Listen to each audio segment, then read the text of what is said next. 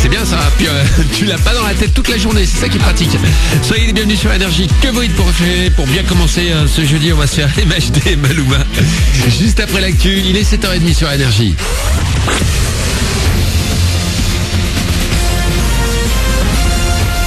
Toute l'actu sur Monaco-Menton avec Frédéric Plat. Bonjour, 20-21 degrés cet après-midi à Monaco et sur le littoral de la Côte d'Azur. Un temps plutôt doux donc et toujours sous le soleil. Il va s'imposer dès le lever du jour et pour toute la journée. Il en sera de même demain et tout le week-end, peut-être juste parfois quelques entrées maritimes demain. C'était la météo sur Énergie avec La Trégo, votre restaurant les pieds dans l'eau. Port de Plaisance, Cap d'Aille. Toujours pas de pluie à l'horizon, c'est sympa pour les vacances, mais le département souffre pas mal de la sécheresse. La préfecture des Alpes-Maritimes vient de prolonger la période rouge de réglementation de l'emploi du feu jusqu'à mi-novembre. Il est plus que jamais interdit de jeter un mégot dans la nature ou à proximité. Interdit aussi de fumer à l'intérieur des bois et autres garrigues. Pas non plus de barbecue sauvage, entre autres. L'actu, c'est également Monaco victime d'une cyberattaque. Elle a été suffisamment importante pour que Monaco Télécom ferme une bonne partie de son réseau, le temps de bloquer les hackers. Pendant une grosse demi-heure hier, la principauté a été coupée du monde. Ce n'est pas la première fois que des pirates s'en prennent à Monaco. En temps normal, les attaques sont maîtrisées par des ingénieurs sans que personne ne s'en rende compte. Tout est rapidement rentré dans l'ordre sans a priori créer d'autres problèmes. Le Sportel, c'est déjà terminé hier à Monaco et lors de cette édition 2017, toujours dédiée principalement aux acteurs du sport business, on a pu croiser du beau monde. Deux légendes du foot sont venus faire une exhibition de tech-ball, du foot sur une table de ping-pong incurvée. Christian Carambeu et William Gallas. C'est un peu un dérivé du tennis de table, de tennis, de ping-pong. Ça peut se jouer 1 contre 1, 2 contre 2, du 3 contre 3. Et à la fin de ça, à la base, c'est pour le fun, comme on dit. Ce qui nous rend beaucoup plus difficile la tâche, c'est qu'on doit toucher avec une partie du corps seulement et ne pas le répéter avec la même partie. Ça paraît technique, mais c'est là où il faut très vite réfléchir. C'est un outil quelque part révolutionnaire pour les gamins, par exemple, pour mieux éduquer le pied gauche, le pied droit, la tête, jeu de tête, le mouvement. Et bien sûr, dans le foot, c'est le mouvement et l'espace. On joue au football là-dessus. Et ce nouveau sport, le Techball, a sa fédé. Si vous voulez voir à quoi ça ressemble, techball.com. En sport toujours, suite et fin des 16e de finale de la Coupe de la Ligue de foot hier. Bravo à Tours, club de Ligue 2 qui a signé le plus gros exploit de la soirée.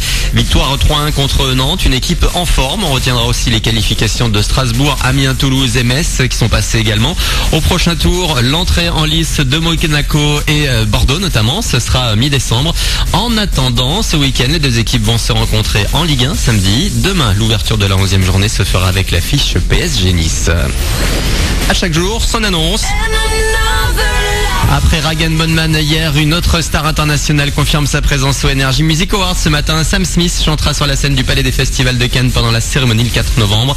David Guetta, Sheeran, Soprano et Luan, entre autres, sont également attendus. Les votes, c'est jusqu'à dimanche. Voilà pour votre actu. Bon réveil.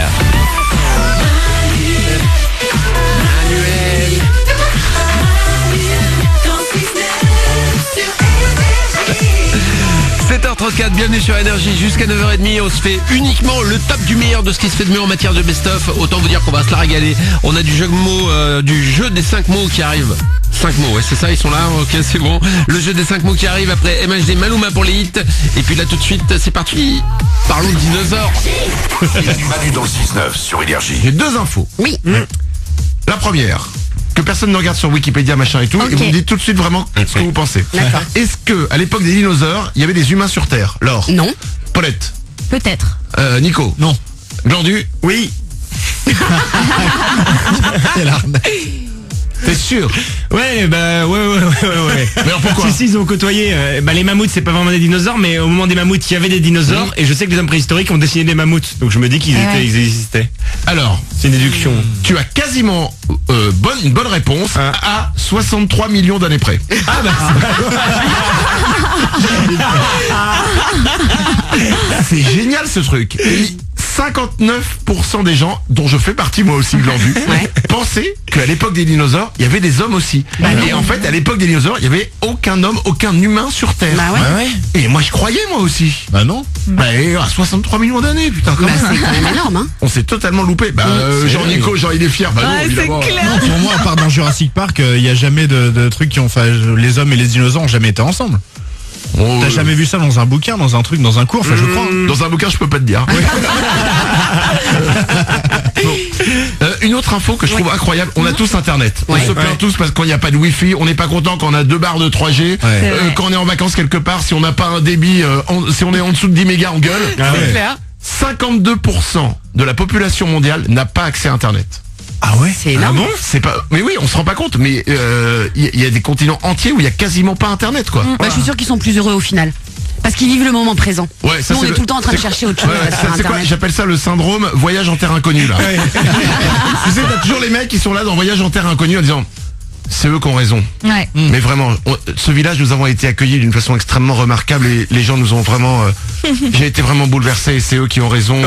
Ils n'ont pas toute cette technologie là qui nous embrouille, les Facebook, les Internet. C'est beau, ils vont chercher l'eau au puits, ils vivent dans cette petite cahute, ils n'ont pas besoin de toi parce que de toute manière, les palmiers leur coupent la pluie, la nature est bien faite, c'est eux qui ont raison. Mais maintenant, si ça ne vous dérange pas, j'aimerais reprendre l'avion pour rentrer chez moi. Manu dans le 6-9, 6h, 9h30, tous les matins sur Énergie.